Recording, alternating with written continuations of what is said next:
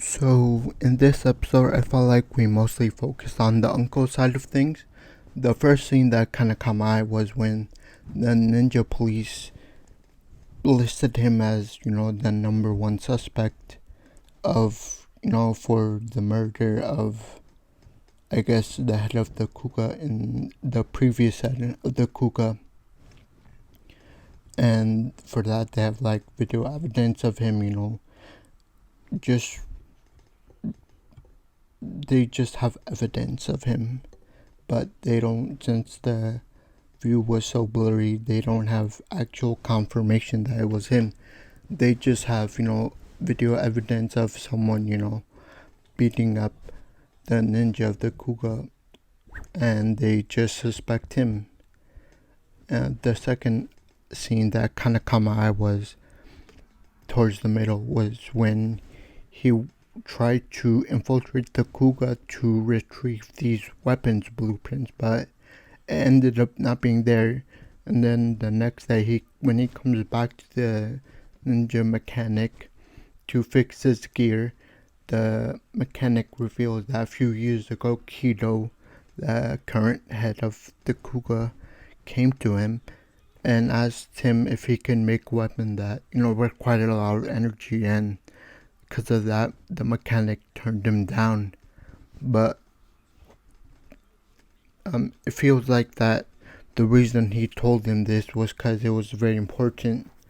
And we later find out when he tells his boss or talks about it with his boss, it turns out to be, they're trying to replicate a weapon that, originally belongs to the Iga. And she concludes that since they're doing this, they might want to start a war with us or something. So that was kind of interesting. The second half of the episode kind of revolved around our main character. So he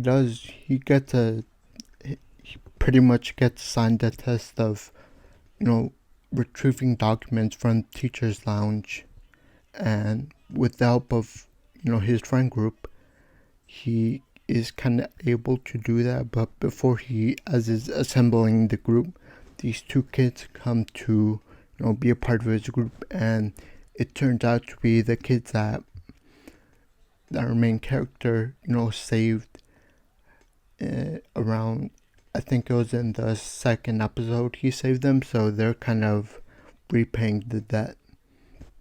So they go in and his group kind of gets ambushed by the elite ninja, supposedly. And from that, the next day, Kotatsu finds out that, even before we went in to take the documents, apparently before one of the elite ninjas kind of switched out the documents with a fake one, so they supposedly knew about this, that we would do this, and that led Kotatsu to not find out, but to figure out that there's a traitor in the friend group. And my theory on that was it's probably one of the boys that did come in, did recently came in the group for some reason. So that's my theory. I have no evidence, but I just, it's a gut feeling pretty much. And, the last scene of the episode was we switch back to the ninja police, where the girl's autopsy was completed. The girl from, I believe it was episode 1, her autopsy comes back and they find, there was a microchip lodged in her brain. And they say the user is unknown.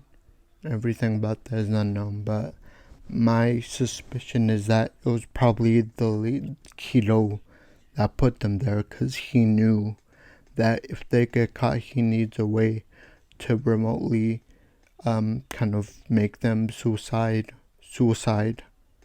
And I guess that was one way to make them do that. So I think the user would be Kido. That's my little theory. Like I said, I have no really evidence. It's just a gut feeling, but yeah, that's how the episode ends, and very interesting episode. Definitely makes me excited to watch the next one and see how this story goes about it. But for now, please leave a like, subscribe, and comment your thoughts and opinions. Thank you, and I'll see you next time. Bye.